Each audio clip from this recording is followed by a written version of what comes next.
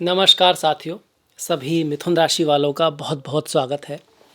साल का पहला महीना कैसा रहेगा, इसी को लेके वीडियो है। जनवरी 2026। देखिए, जो भी है अभी फ़िलहाल वो सबसे बेस्ट है। ऐसा कहते हैं कि जो ईश्वर है वो प्रभु है, जो सृष्टि है, जो अस्तित्व है, वो हमारे कर्मों के अनुसार जो हमारे लिए बेस्ट है वही हमको देता है। और इवन देता ही नहीं है, हमको कुछ हद तक पता भी होता है कि हमारी लाइफ में क्या होगा। आत्मा खुद चुनती है कि भाई मेरे को ऐसे एक्सपीरियंस चाहिए अगली यात्रा के लिए। पर फिलहाल में कई बार हमको समझ में नहीं आता कि हमारे साथ ये जो हो रहा है किस तरह से अच्छा है, पर ईश्वर को पता होता है कि हमारे लिए ज़रूरी है। इसका अर्थ ये नहीं है कि हमको बेहतर होने की कोशिश नहीं करनी है अपने बुद्धि के हिसाब से। जो हमें फ़िलहाल है बिल्कुल कोशिश करनी है, पर जो है उसको भी स्वीकार करना है और उसकी रेस्पॉन्सिबिलिटी खुद पे लेनी है, बाहर पे नहीं। तभी तो हम खुद को बदल पाएंगे। खैर, महीना बहुत महत्वपूर्ण है, पहला महीना है और पहले ही महीने में आपके सप्तम भाव में सूर्य, मंगल, शुक्र, बुध 4 ग्रह दिखाई पड़ते हैं। अब 4 ग्रह किसी एक भाव में आएंगे तो उस पर फोकस हो जाएगा, उसकी तरफ ऊर्जा जाएगी। तो मिथुन के लिए 7th हाउस में जा रहे हैं पहले 15 दिन। ये व्यापार का है, बिजनेस का है, पार्टनरशिप का है, शादी विवाह का, यात्राओं का है। तो ये सारी चीज़ें हो सकती हैं, इसकी बहुत ज़्यादा संभावना है। इस भाव में जब इतने सारे ग्रह आएंगे तो किसी की लाइफ में कोई आ सकता है। शादी विवाह के लिए किसी का लाइफ में आना ज़रूरी है, किसी का कोई दोस्त पार्टनर वगैरह बन सकता है। पर ये सब कब तक है? 15 तारीख तक। 15 तारीख तक किसी किसी के चार्ट में यही सारे ग्रह दसम में आ रहे हैं, तो करियर से रिलेटेड वो थोड़ा ज़्यादा पॉजिटिव हो गया।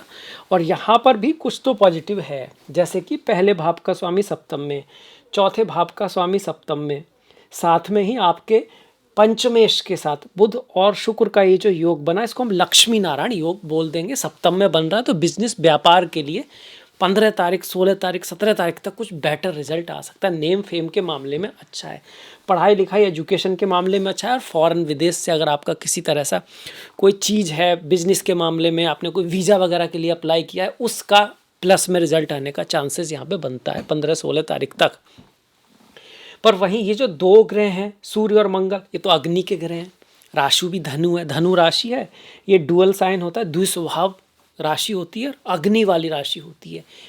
अब अग्नि वाली राशि का मतलब है गर्म, है ना, टेम्परेचर। ऐसे तो गर्म और ठंडा एक ही है, अगर बहुत गहराई से देखो तो गर्म और ठंडे में अंतर नहीं है, बस टेम्परेचर का ही तो अंतर है। वो चीज़ थोड़ी सी वहाँ ज़्यादा है, इधर थोड़ी कम है।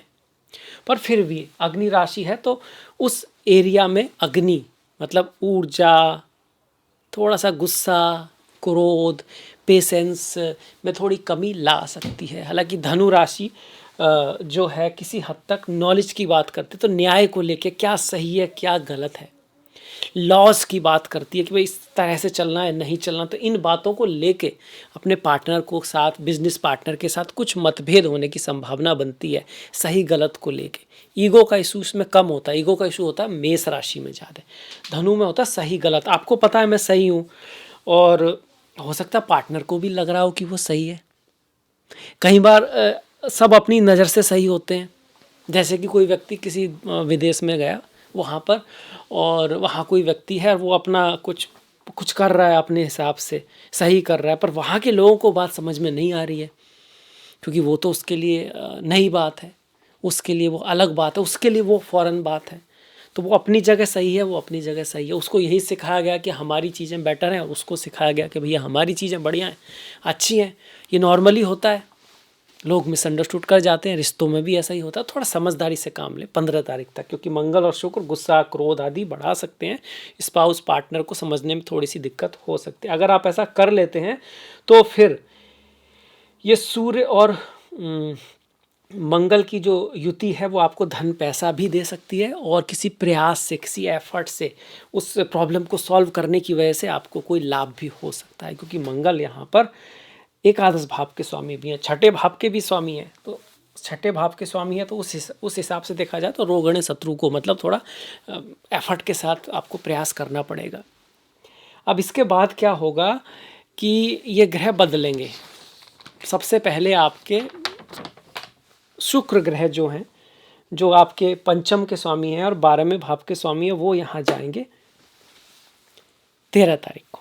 इसके बाद 14 तारीख को सूर्य यहाँ पर आ जाएंगे अष्टम भाव में। अब ये भाव अष्टम है और अष्टम भाव को सभी जानते हैं, थोड़ा गड्ढा कहते हैं इसको, डीप रिसर्च का भाव है। अच्छी चीज़ों की बात करो तो इनहेरिटेंस का भाव है ये। अकल्ट, एस्ट्रोलॉजी, ज्योतिष, ससुराल का भाव है। तो ससुराल से संबंधित कोई इवेंट हो सकते हैं, वहाँ जाना पड़ सकता है, वहाँ से कोई न्यूज आ सकता है। शेयर्ड कोई काम होता है ना, मिलजुल के जो हम करते हैं, शेयर्ड मनी, शेयर्ड काम जो दो लोगों ने मिल के कर रखा, आपकी पार्टनरशिप में कुछ चल रहा है, वहाँ कोई बातें, अक्सर थोड़ा उतार चढ़ाव वाली बातें होती हैं, थोड़ा डिफरेंस ऑफ ओपिनियन वगैरह होने के चांस यहाँ पे ज़्यादा बनते हैं। सूर्य यहाँ पर आएंगे, तृतीय अष्टम में जाएगा, तो कई बार किसी चीज़ के जो हम प्रयास कर रहे हैं ना, वो चीज़ रुक सकती है सूर्य के आने के बाद। उससे पहले थोड़ा पॉजिटिव है, पर जब सूर्य वहाँ जा रहे हैं तो कोई चीज़ रुक सकती है, थोड़ी डिले हो सकती है। इस बात को यहाँ पे सूर्य आपके दिखा रहे हैं। वहीं शुक्र दिखा रहे हैं कि भाई अब एजुकेशन के मामले में, प्रेम प्यार के मामले में कोई बदलाव, चेंज आ सकता है, दोस्त फ्रेंड बदल सकते हैं। और यहाँ पर विपरीत राजयोग भी बन रहा है, विदेश वगैरह में आप हैं तो आपके लिए पॉजिटिव रह सकता है। वहीं मंगल उच्च के हो जाएंगे यहाँ जाकर। मंगल का उच्च का होना आपको क्रेडिट वगैरह दिला सकता है बैंक से। रोग ऋण शत्रु के मामले में कहीं ना कहीं आपको कहे कोई ट्रांसफॉर्मेशन, बदलाव आ सकता है, कोई ऑब्स्टिकल आ सकता है लाइफ में जो आपको पॉजिटिवली चेंज करे। या आप कुछ ऐसी कैसे कहते हैं ना, कोई बात, ऐसी घटना जिसके बाद हम तय कर लेते हैं कि भैया हम अब पहले जैसा नहीं रहेगा। कोई भी बात हो सकती है, जैसे कोई आत्मकथा है, उसमें एक व्यक्ति जाता है तो उससे कोई लड़की या बच्ची जो है ना कुछ बिस्कुट मांगती है और उसके पास बिस्कुट भी नहीं होते उस समय पे। तो उसको ये मन में आता है कि यार बताओ मैं क्या ही कर सकता हूँ, जो मेरे पास इतना भी पैसा नहीं है। और उसके बाद वो अपने लिए नहीं, उसके लिए, उस बच्ची के लिए निर्णय लेता है कि जीवन को बदलना है। तो इन वे ये कह सकते हैं, देखिए मंगल का जो उच्च का होना है ना यहाँ पे, वो तो बहुत पॉजिटिव तो नहीं है ना, थोड़ा ध्यान रखना है, एक्सीडेंट वगैरह का भी चांस बनता है। अब इससे डरना बिल्कुल नहीं है, क्योंकि ये गोचर है, राशि चार्ट नहीं है आपका। आपकी जन्म पत्री में कोई अच्छी दशा महादशा चली तो कुछ बहुत ज़्यादा यहाँ होने की संभावना नहीं है। पर अगर आपके चार्ट में थोड़ा बहुत खटपट रहती है अपने स्पाउस के साथ, ससुराल के साथ, या आपका नेचर है थोड़ा ऐसे भाई थोड़ा जल्दी में रहते हैं, आप थोड़ा ड्राइव फास्ट करते हैं, तो फिर आपको थोड़ा सा ध्यान जरूर रखना चाहिए, वाणी को मधुर रखने की आवश्यकता है। मंगल और सूर्य यहाँ बैठ के सामने देखेंगे, द्वितीय भाव को देखेंगे जो वाणी का भाव है, धन का भाव है। बुध आपकी खुद की राशि के स्वामी हैं, फोर्थ के स्वामी हैं और आपके पहले भाव के स्वामी हैं। सप्तम में बैठे हैं तो ज़्यादा अच्छा कर रहे हैं, इसके बाद ही अष्टम में जाएंगे। अब देखिए हर राशि के लिए कभी ना कभी ये सारे ग्रह अष्टम में जाने वाले हैं, इस बार आपके हैं पर 15 तारीख के बाद हैं। तो यही कहा जाएगा भाई ओवरऑल तो थोड़ा अवेयर रहने का महीना है, थोड़ा सोच समझ के चलने का महीना है। बहुत बड़े डिसीजन अगर हैं तो थोड़ा टाल देना अच्छा रहेगा हमारे लिए, क्योंकि स्वास्थ्य के हिसाब से, व्यापार के हिसाब से भी ये अष्टम में बहुत ज़्यादा ग्रहों का जाना बहुत बढ़िया नहीं माना जाता। पर इसमें एक अपवाद है। वो अपवाद क्या है कि अगर आपके चार्ट में अष्टम भाव बहुत शुभ है, उसमें अष्टक वर्गा के पॉइंट बहुत ज़्यादा हैं, उस केस में यही सूर्य जो है आपको किसी पुराने कर्म की वजह से सडन लाभ करा देंगे, यही मंगल आपके शत्रुओं को परास्त कर देंगे, यही बुध आपको घर ज़मीन या इनहेरिटेंस से संबंधित लाभ करा सकते हैं। उस केस में ही ये होगा। वो ब्रॉड अगर जिसको गोचर की बात करें तो इसके बारे में थोड़ा सा नेगेटिव ही कहा गया है। बुध यहाँ पर एक बात और कहते हैं कि भाई अगर आप बुद्धिमानी से काम लोगे, आप जल्दी में निर्णय नहीं लोगे, तो आप किसी बड़ी चीज़ को हासिल कर सकते हो। बड़ी चीज़ मतलब कोई गहरी चीज़, रिसर्च वगैरह में पीएचडी वगैरह आप कर रहे हो, आप अपने काम में किसी ऐसी चीज़ को समझ सकते हो जो अभी तक औरों की समझ में नहीं आई। कोई गहरी बात आपकी बुद्धि में आ सकती है और जिससे फिर आप धन कमा सकते हो या जो आपके लिए हेल्पफुल हो सकती है, ये बुध यहाँ पर कहते हैं। बाकी ग्रहों की बात करें तो देखिए गुरु वक्री चल रहे हैं, पर पहले भाव में गुरु को शुभ माना गया है। अभी तो चल ही रहे हैं, नई चीज़ नहीं है, इसलिए पहले हमने नई चीज़ों को देखा, इसमें होना के वाला है। पर गुरु वक्री है, दसम का और सप्तम का व्यापार बिजनेस दोनों में नई चीज़, नया कोई पार्टनर आपके पास आता है। अगर आप नए जॉब की तरफ जाना चाहते हैं तो उसको डिले कर दें, अभी नया पार्टनर आता है तो पहले उसकी 3 बार जानकारी कर लें। कोई नई जगह आप अपना डॉक्यूमेंट भेजते हैं तो उसको पढ़ लें, 2-3 बार पढ़ लें, चेक कर लें, तब जानें। पुरानी चीज़ों को ज़्यादा ध्यान दें, जो चल रहा है उसमें क्या विकास किया जा सकता है, जो है उसमें क्या अच्छा किया जाए, ताकि आगे आप और ज़्यादा स्ट्रांग हो जाओ, आप और ज़्यादा अपडेटेड हो जाओ। जैसे फ़ोन का भी अपडेट होता रहता है, नहीं होगा तो ख़राब हो जाएगा। ऐसे मनुष्य को भी जो न्यू टेक्नोलॉजी आ रही है, जो न्यू लर्निंग हो रही है, जो न्यू इन्फॉर्मेशन है, उससे वाकिफ़ होते रहना चाहिए। और वक्री ग्रह जब होते हैं वो इसी चीज़ को दिखाते हैं, खासकर मैरिज लाइफ के मामले में, प्रेम प्यार के मामले में, आपके रिश्तों में कहीं ना कहीं काम की आवश्यकता है, बिजनेस को काम की आवश्यकता है, और जॉब के मामले में, क्योंकि गुरु इन्हीं भावों के स्वामी है, पहले भाव में बैठे हुए हैं। तो स्वास्थ्य का भी हमको थोड़ा ध्यान रखना है, अपने ऊपर काम करना बहुत अच्छा रहेगा।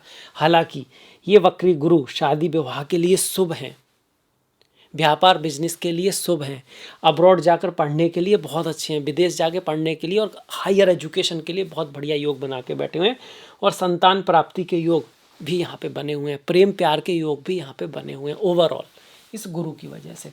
वहीं अगर केतु, शनि और राहु जो सबसे खतरनाक वाले ग्रह होते हैं, जिनसे हम थोड़ा डरते भी हैं कि भैया राहु केतु शनि ये तो भैया खराब हैं, तो उसमें मैं ये कहूँगा, देखिए केतु तो अच्छे हैं, कहीं ना कहीं केतु एक मेलेफिक ग्रह है, मतलब बलेफिक का मतलब होगा थोड़ा हार्श है, बुरा ग्रह कह देते हैं। पर ये जब 3, 6, 10, 11, 3, 6, 11 में खासकर होते हैं तो अच्छा ही रहता है, क्योंकि ये आपके एक्शन को बढ़ा देते हैं, मेहनत करना सिखाते हैं, एफर्ट करना सिखाते हैं।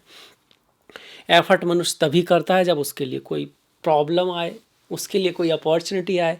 तो ये लाइफ में कुछ सिचुएशन भी क्रिएट करते हैं टफ, पर उसके लिए आपको हिम्मत भी देते हैं।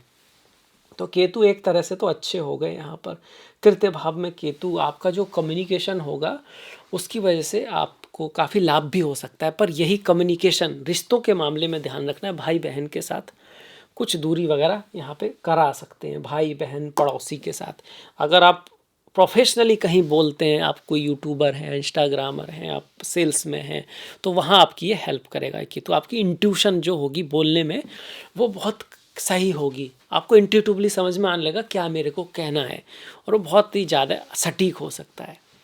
ये कब प्रोफेशनली, और पर्सनल में आपको ध्यान रखना है। वही राहु नवम भाव में, आपको ये राहु का मरण कारक स्थान बताया गया है, पर ये उतना खराब नहीं है। मरण कारक इसलिए कहा गया, धर्म का स्थान है, और राहु तो एक्सपेरिमेंट करता है धर्म में।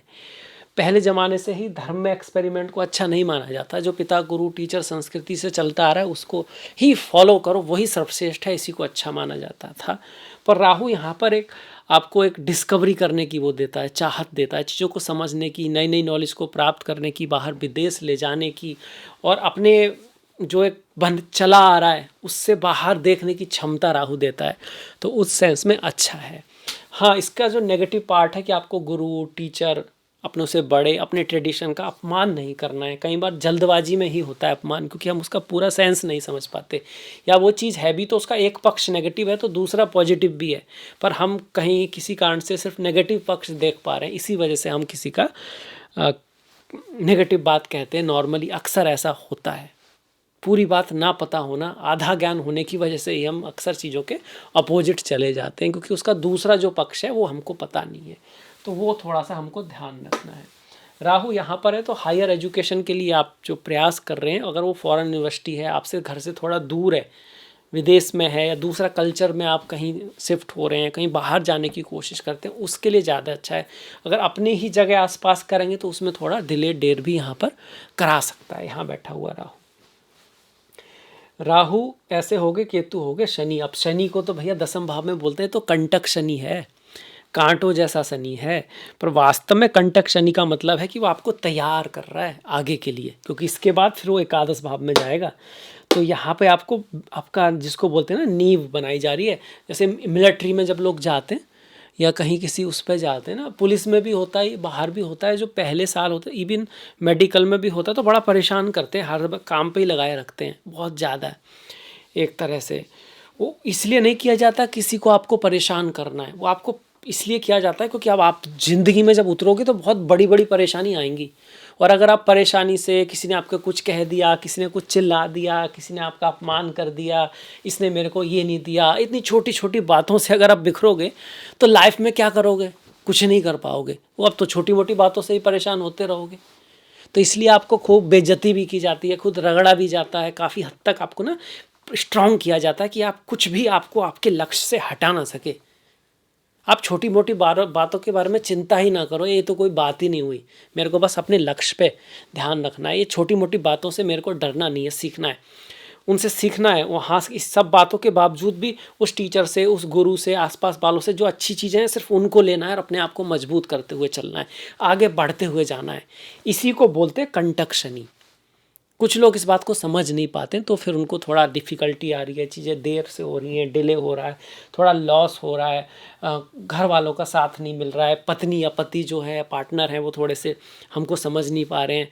वो सब तपस्या का पार्ट है, वो हिस्सा है उसका, जो इस सिचुएशन में भी अपने आप को मजबूत बनाए रखेगा, आगे बढ़ता रहेगा, भले ही कोशिश करता रहेगा, बढ़ेगा बाद में जब शनि यहाँ पे जाएंगे, पर वो नींव तो अभी तैयार होगी ना, उसी को लाभ हो पाएगा। नहीं तो फिर शनि जब यहाँ होंगे तब भी कुछ खास नहीं होगा।